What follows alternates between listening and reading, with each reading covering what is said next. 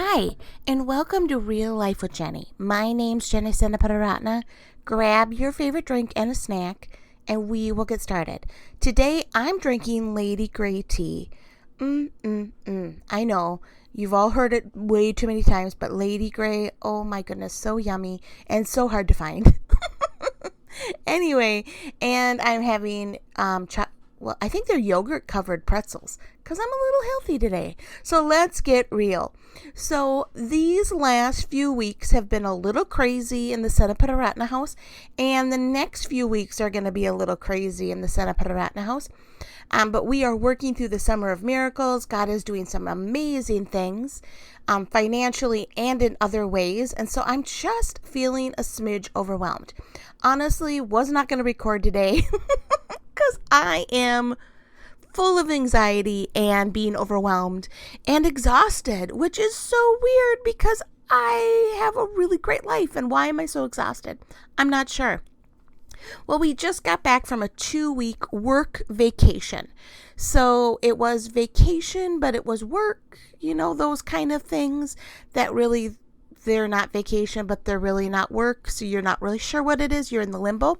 So it was a fine arts contest in Orlando for my daughter. She went down to preach. We were super proud of her. She did amazing.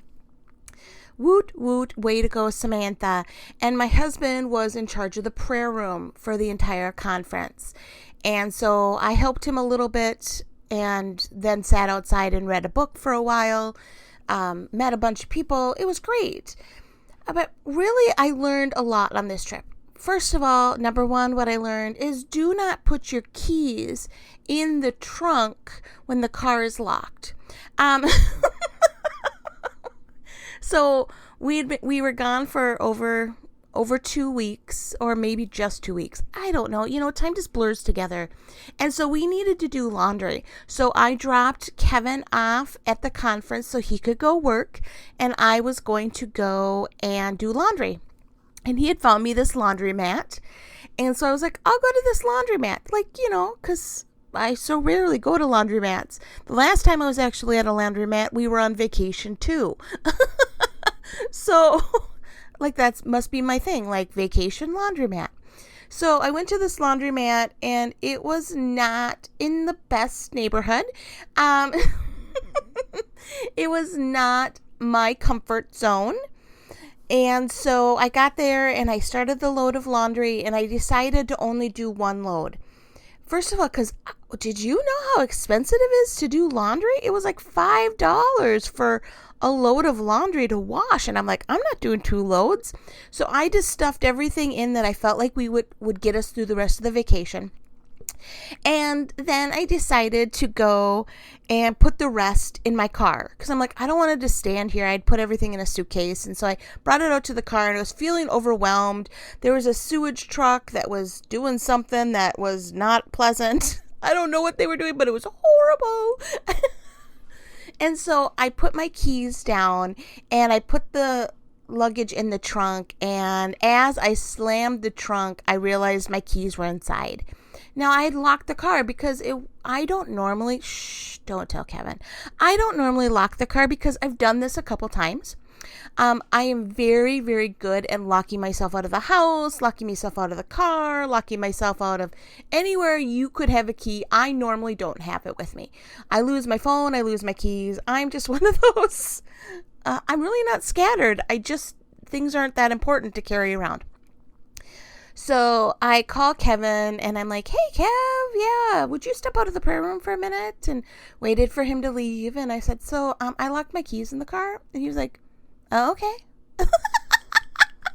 I think he was a little more supportive than that, but that's kind of what I heard on my end.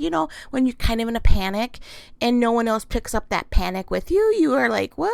Why aren't you as panicked as I am? He's not as panicked. He's in a prayer room. He's in the presence of God, and I'm not. I was, but was I? You can't really feel it at that moment. And so I got off the phone with him, and I called our insurance company, and luckily we have roadside assistance, and they're like, sure, we'll be there in an hour and a half. And I was like, okay, an hour and a half.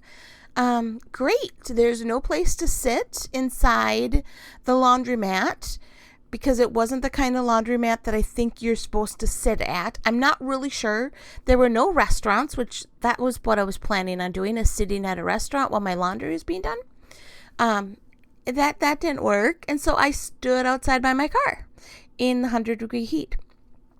The guy came by and eventually got me my keys out of the trunk and, of course laughed, because how funny is it that this Minnesotan is down in Florida, drenched with sweat, holding a bag of laundry. No, I wasn't holding a bag of laundry. My laundry was still inside because I didn't have any way to get it out to the car because everything was in my trunk. And I'm standing there sweating, and he just laughed like, is this normal for you? And I'm like, yeah, I wish it wasn't.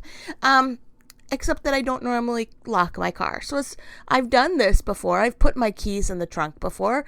In fact, I've done it more than I'm going to tell you. But I normally don't have the car lock, so it's not that big of a deal. So he unlocks me, and I move on with my day. And I just realized in that moment, I realized that God's presence was with me, because I didn't cry, which is so bizarre for me because I cry at everything. My daughter did her sermon and was preaching, and I cried through the whole thing. Like, I made a video, and I'm not sure you can hear her because I'm just in the video, sobbing. I cry at everything. I cry at the good, the bad, and the ugly. And God's presence was with me that day. He was with me, and I didn't cry. He was with me, and he protected me, because there was a lot of stuff that happened that I have not described that I was like, this is uncomfortable. Lord, I remember saying, Lord, I'm really uncomfortable. This is not my comfort zone. You did not have me lock my keys in the car in some place that I feel super comfortable. Not only was it not a comfortable neighborhood, but it was Florida. And it was August. And I am a Minnesota girl who is happiest in November, when it is like 30 to 50 degrees Fahrenheit in Minnesota. I like that weather. That is like my jam. That's when I do all my walking, and I'm outside, and like that is my thing. And now I am in Florida. It's 100 degrees. I'm outside. There's no air conditioning, and I am not doing well. But the Lord protected, and I only got sunburnt a little bit on the top of my head, which is a miracle, because normally like I walk out in the sun and I'm a beet red person, like automatically, because I'm very, very pale. Not like my daughter and husband who tan so beautifully. That's not me. But God really taught me so much on this work vacation. We took a time in Nashville, and we had a free hotel in Nashville, and it was the most amazing hotel I think I've ever been to. I've been to some really nice hotels for free because we do hotel points, and I've been to some really nice ones, and this one was just beautiful. And my husband got up that morning, and I thought we maybe should go to the pool again, but he had a different idea, which I was fine with, and we were going to take a walk to the Pantheon. I think it's the Pantheon. I think that's how you pronounce it, but you know what? It could be the Parthenon. I don't know. Oh my goodness, how embarrassing that I'm doing this. Anyway, let's just move on. We're going to walk to this structure in downtown Nashville. And he's like, it's not that far. The guy said it's a beautiful walk. So I'm like, okay. Now, what my husband maybe didn't fully think through, and I didn't know how far the walk was, is I didn't bring anything other than flip-flops. Not like comfy flip-flops, like dressy flip-flops. I did not bring like the ones that have cushion. Like mine are like, they're fancy flip-flops. How can flip-flops be fancy? Come on now, Jenny.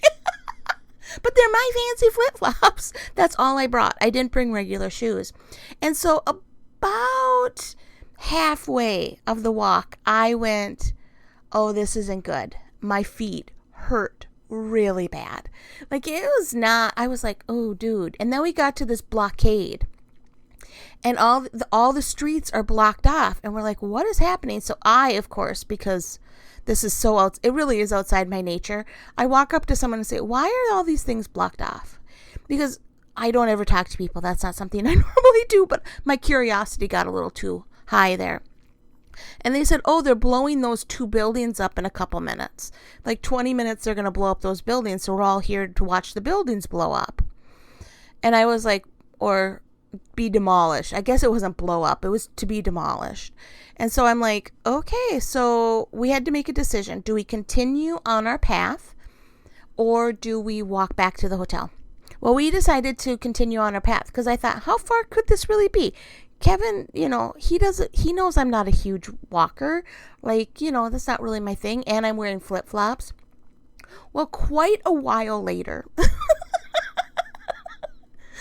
that a nice way to put it? Quite a while later, we ended up close to our destination and we stopped. We watched these 2 huge buildings get demolished in a matter of seconds. It was like boom, boom, gone. I put up a video on my Facebook and I might share it on the Facebook and Instagram one more time when this comes out. And it was actually one of the most coolest things I've ever seen. It was just like, wow, there was 2 buildings and now there's 0. Like, it was just a pile of rubble in like 3 seconds. I think the video is like 4 seconds long. Boom, boom, gone. 4 seconds, the building's gone. And then we went and we saw the beautiful, I think it's a Pantheon. Now I'm not sure. Now I feel like a fool, but that's okay. And we walk back. We get back to the hotel. Now we need to check out and drive 8 hours. Or I think it was 8 hours that day.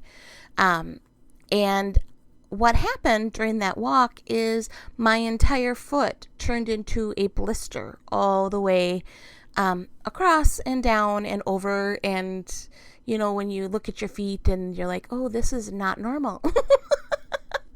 And I'm the driver in our house because otherwise I get car sick. If Kevin drives, I get car sick. So I do all the driving. And we sat in traffic for 2 hours, I believe. And I kept having to step on them, on the blisters. And I remember driving and we're stopped in traffic. And I think it was in Chattanooga. We just sat there for hours, I think. It was at least an hour. And we just sat there in Chattanooga. And I remember praying, God, I know I've made a mistake by taking the walk this morning. It was a further walk than I should have taken. And my feet hurt so bad, Lord. Please help me not pass out. Please help me not pass out from the pain of what's happening. And God really came to me that moment. And he said to me something in the midst of traffic and music, and I think we were listening to a book, and my husband's talking, and my daughter's talking, and the book's talking, and people are all around me because it was wall-to-wall traffic. It was 3 lanes of stop traffic, and in that moment, God said, I see you, Jenny. And that's all I needed. He didn't need to have a huge discussion with me and be like, okay, fool, saw you walking this morning. This is what you get. Like, told you should have brought different shoes. There was nothing. There was no condemnation. There was no, nothing super profound other than I see you. And in that moment, I realized that no matter what kind of situations we get ourselves into, because this was totally a Jenny got herself into situation. I like to joke and say that it was Kevin's fault, but I'm the one that brought the wrong shoes. Like, I should have said, hey, dude, how far are we actually walking? Because I don't have walking shoes. I have dress shoes. Probably should have had that conversation. That's my bad, not his. I have teased him that it was his fault, but really it wasn't his fault. We get ourselves into situations that are painful and horrible, and it's really, really stressful. You lock your keys in the trunk. You have blisters on your feet in the middle of stop traffic. And that's where you have to press on the wheel, the little go and stop buttons in the car. I know they're not go and stop buttons, but there's where we are today. Like I said, it's been an overwhelming couple weeks. This is what you get. God sees you. God sees you whether you made your mess or someone else did. God sees you in your pain. And I want you this week to take a moment and stop in the midst of your pain and the struggles that you're going through, in the midst of your financial crisis, in the midst of the relational crisis, in the midst of your medical and your body is shutting down and you do not know why. In the midst of that, I want you to take a moment and say, just listen and hear God say to you, I see you. And he says that with the Father's love. He says that with the love of a father who says, I see you. I see the pain you're in. I love you. I see this horribleness. And sometimes you just want someone to understand where you are. God can fix it, and he will fix it for you. But sometimes we just need to know we're not alone. Because we live in a very isolated world where our friends are all on social media, not in real life. We live in a very isolated world, and sometimes we just need to know that God sees us. Even though I made all my own messes, it was completely my fault that I locked my keys in my car. It was completely my fault that I had blisters all over my feet and my legs were aching. Uphill one way, down uphill the other way. Like, what was I thinking? But I did get to see a building get destroyed, so that's kind of cool. But God saw me, even though I made my own mess. He saw me. He loved me. He was with me. It was not that I was alone. And of course, I wasn't alone. There were thousands of people all stopped in traffic together. But you want to know someone empathizes with you, and God does. He sees where you're at right now. He sees the struggles and the pain that you're going through. And he loves you. Well, that's all I have for today. I hope that you know that God sees you and that he loves you beyond what you can even comprehend. You can find us at Real Life with Jenny on Instagram and on Facebook. We would love for you to come join our groups there. On Instagram, you can follow us at Real Life with Jenny. You can also find us at christconnection.cc/Jen. All of my information is there. That's a great place. If you're looking to book, I'm even booking for Christmas right now. If you want me to come out for a women's event, I would love to come out and share what God is doing in my life and in the Bible and different things about faith and love and just that God sees you. So this week, take a moment and sit in his presence just to hear him say, I love you and I see you. Have a great week.